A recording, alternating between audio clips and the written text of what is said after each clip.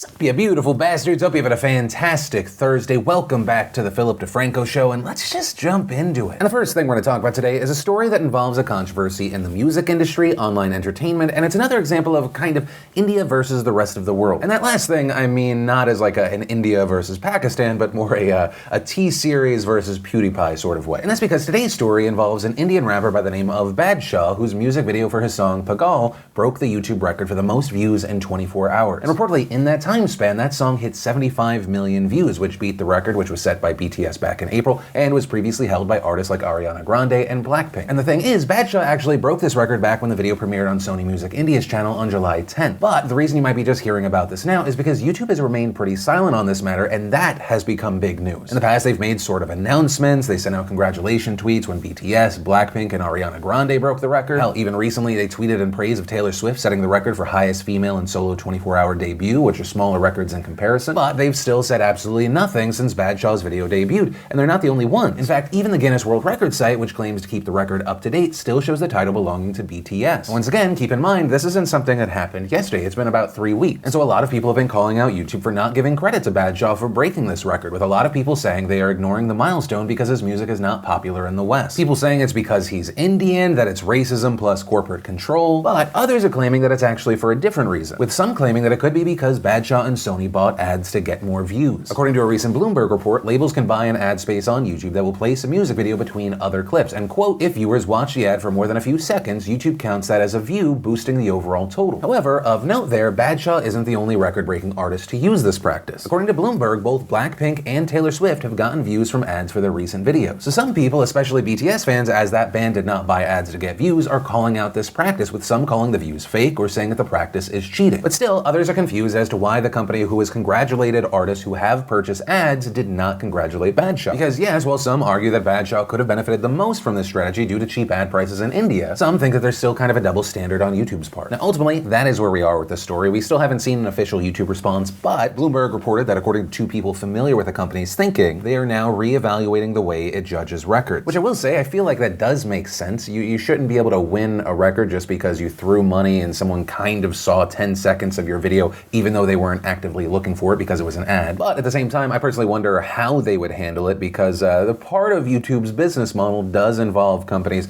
putting their videos as pre-rolls to fluff up their numbers. So would we see YouTube changing what counts as a view or only what counts towards a record? But at the same time, I will say it feels like music records often now seem like BS. It's like when you have these records for album sales that end up just getting tied to other things, like these merch bundles or things not focused on the music itself, but then they still count towards album sales. I mean, notably, there's even a lawsuit between DJ Khaled and Billboard around sales connected to an energy drink. But hey, ultimately that's where we are with this story right now. And of course, I'd love to know your thoughts on this. Do you feel like Badshah not being acknowledged is discrimination? Or do you feel like this is an instance of the purchasing of views being so brazen for a record that all of a sudden the industry has to go, okay, well we have to change things. If we don't change it, this is actually a larger threat to our business model. I'd love to know your thoughts. Also, while we are talking about online entertainment, we got some of the most massive news regarding kind of the platform wars. And specifically, I'm talking about streaming. And most of the time when you say that, most people think YouTube gaming, they think Twitch. But one of the most massive announcements today is one of the most popular Fortnite players in the world, Ninja, announced today that he is going to be exclusively streaming on Mixer, which I will say, I cannot imagine how much money they just threw at him to make this a thing. And kind of fantastically, Ninja announced this in a sort of press conference sketch video. I mean, this could be massive, especially considering the timing. There's been kind of more and more complaints regarding Twitch's treatment of certain streamers. So it'll be interesting to see if maybe this starts off a mass exodus or it's just sort of a momentary blip. I mean, in the past, we've seen some examples of people going exclusively to an alternative platform. Oftentimes it does not work out well for them, but I've never really seen someone with the size and notoriety of Ninja do so. Plus, I imagine his massively successful social media presence as well as YouTube presence will continue to fuel this new initiative. But ultimately, I will say, I'm personally excited because this shakes things up, and anytime we see new legitimate competition or big moves being made, I think it's good for the industry as a whole. But hey, ultimately we're gonna have to just wait and see. But from that, I wanna share some stuff I love today, and Today in Awesome brought to you by Postmates. And Postmates, of course, is the fantastic delivery on-demand service where if you want something from the store, your favorite restaurant, maybe you wanna just snag some drinks, Boom, you just open up the app, they'll deliver it to where you work, where you live, wherever. Just one of the ultimate conveniences, but for an affordable price. And actually, on that note, very awesomely, if you are a new customer, if you click the link down below, you go to postofranco.com, you get the app. However, just make sure you use and enter promo code PhillyD, and they will give you $100 in free delivery fee credit. So that way you get to try it out, realize you love it, your life is more convenient, or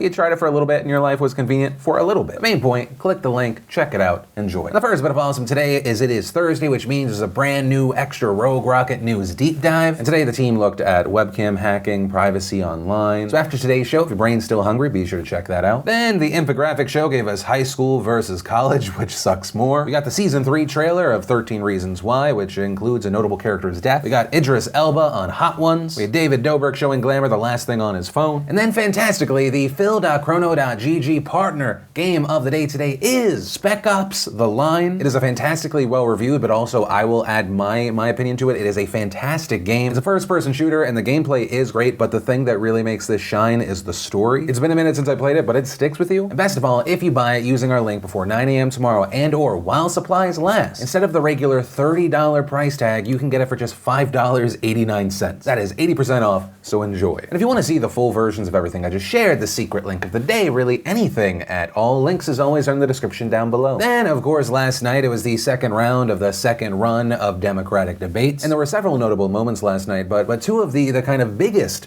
hits were actually hits on Kamala Harris. And interestingly enough, one happened on stage and one off. On stage, you had Tulsi Gabbard taking a shot at Kamala Harris's record. Now, Senator Harris says she's proud of her record as a prosecutor and that she'll be a prosecutor president, but I'm deeply concerned about this record. There are too many examples to cite, but she put over 1,500 people in jail for marijuana violations and then laughed about it when she was asked if she ever smoked marijuana. She blocked evidence. She blocked evidence that would have freed an innocent man from death row until the courts forced her to do so.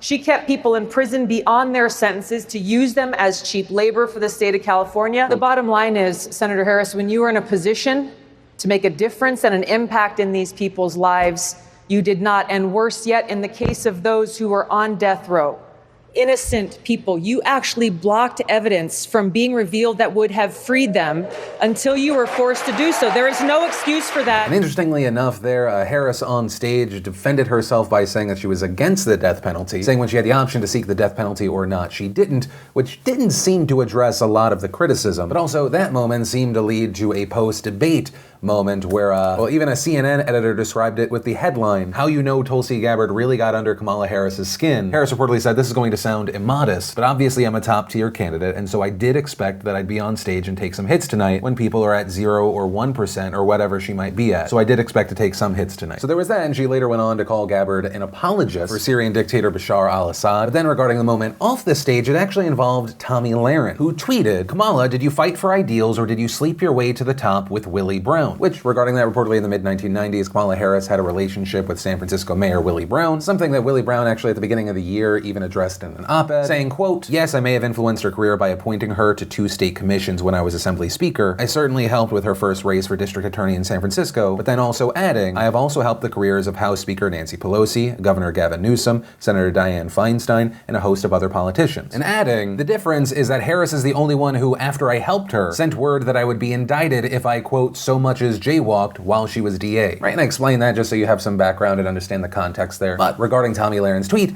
the responses were not great. And I don't just mean the responses from Democrats. Like, there are even people from Fox News. Fox News libertarian commentator Kat Timpf tweeting, "I am curious to know what you think bringing a woman's personal/sexual life into this accomplishes. Men do that to us enough as it is, I'm honestly asking." Britt McHenry, who's also a host on Fox Nation, tweeting, "Do you have any idea how damaging this is to women who've actually been sexually harassed, assaulted, or demeaned in the workplace? How much this weakens our own gender regardless of partisanship? My goodness." And later adding, "Slept her way to the top? I'm sorry, what law degree do you have? What state bar did you pass?" And early this morning, Fox News meteorologist Janice Dean tweeting, "If a male contributor had tweeted this, they would probably be suspended with a trip to HR. Pretty disgusting, Tommy. Are clicks and retweets worth demeaning women? Would you do the same to a conservative female candidate?" And as far as Tomi Lahren's concerned, initially after the debate, she seemingly had doubled down, tweeting, "I didn't make this up. Willie Brown admitted it. The truth hurts," while linking to a USA Today article. But this morning, she seemingly walked back some of the statement, writing, "I apologize for my comments on Kamala's personal relationship. It was the wrong choice of words. There are many other things to take her to task for, and I will stick to those. And for Tommy, it was kind of the second time she popped up in the news this week for something she tweeted. Tuesday, after tweeting, "If you traipse your kid 2,000 miles in dangerous conditions, you're not only a criminal, you're a shitty parent." The actor Chris Evans responded in a tweet that's been retweeted almost 80,000 times, 482,000 likes, writing, "Wow, the complete lack of sympathy, respect, and general awareness is astonishing. Also, I would carry my kid through fire if it meant escaping hell." Yeah, that is some of what we saw stirred up yesterday. And then let's talk about this situation in Sudan. Now, we talked about Sudan back in June, but here's a very quick recap. The people of Sudan have been consistently staging anti-government protests since December of 2018. Now, the protests started over shortages and price hikes, but shifted to a call for President Omar al-Bashir, who had been in power for 30 years, to step down. Then in April, we saw al-Bashir ousted in a military coup, which installed a Transitional Military Council, the TMC, which was meant to oversee a transition of power. But the protests did not end there. Massive demonstrations continued, calling on the military to give a civilian-led government immediately. Meanwhile, protest and military leaders tried to negotiate how to form a transitional government until elections could be held, but those efforts kept stalling. And in fact, the last time we talked about Sudan, it was when paramilitary forces violently attacked a protest camp that had been set up in front of the military headquarters for weeks. Medics associated with the opposition said that more than 120 people were killed in the violence, while the government said that the death toll was 87. After that, we saw negotiations stall, but then get restarted. And on July 5th, we saw the leaders finally agreeing to a power-sharing deal that would establish a joint military-civilian sovereign council to govern Sudan until elections in 3 years. And after that, we did see some positive steps taken. Things like the internet access that had been cut off by the military since the June crackdowns being slowly restored. But that said, there were still some key issues to hammer out, and so the negotiations continued, and during that time, so did the protests. Which, all of that brings us to the reason that we're talking about Sudan today. Reportedly, on Monday, paramilitary security forces opened fire on school children in the city of El Obeid who were peacefully protesting food and fuel shortages. Those attacks resulting in the deaths of at least 6 people, 5 children, and 1 adult. Also, according to opposition-linked medics, it left more than 60 injured. But this violence also reportedly didn't deter the protesters. Videos have circulated that appear to show students protesting in front of the hospital where those injured in the shooting had been taken. And after hearing of the violence, demonstrators in the Sudanese capital Khartoum also took to the streets to protest the killings. The protests in Khartoum and El Obeid continued the next day, and protesters in both cities were reportedly met with security forces who fired tear gas and live ammunition at them. It's also been reported that schools were shut down and a curfew imposed in El Obeid, and according to The Guardian, a state of emergency was declared, the army was deployed, and the internet was once again cut off. Then on Tuesday, we saw officially the military council ordered the schools be shut down nationwide, reportedly telling Sudan's news agency in a statement, orders have been given to governors of all states to shut kindergartens, primary and high schools from tomorrow, Wednesday, until further notice. We of course also saw a number of responses to the shooting. Sudan's official news agency quoted the head of the military council condemning the attacks, saying, "What happened in El Obeid is a regrettable and upsetting matter, and the killing of peaceful citizens is unacceptable and rejected, and a crime that requires immediate and deterrent accountability." UN Children's Agency UNICEF also criticized the violence, with a representative saying in a statement, "I am devastated about the fatal shooting that led to the death of at least 5 high school children and scores of serious injuries in El Obeid." And adding, UNICEF calls on the government to investigate and hold all perpetrators of violence against children accountable. Which, on that note, we saw the African Union's mediator for Sudan calling for a trial for those responsible for killing the school children, and also notably urging the opposition and military leaders to resume negotiations, which have been canceled on Tuesday. Which, on that note, while some opposition leaders reportedly did not want the talks to resume, Reuters reported this morning that the leaders are set to resume talks later today, adding that opposition leaders have said that they had resolved some major sticking points and were getting closer to a deal. And of course, all the while, there are still thousands of people in the streets protesting. Actually, as of recording this video, we saw reports that 4 people have been killed in today's protests. But ultimately, that is where we are with a story that involves a lot of horrible, a very tense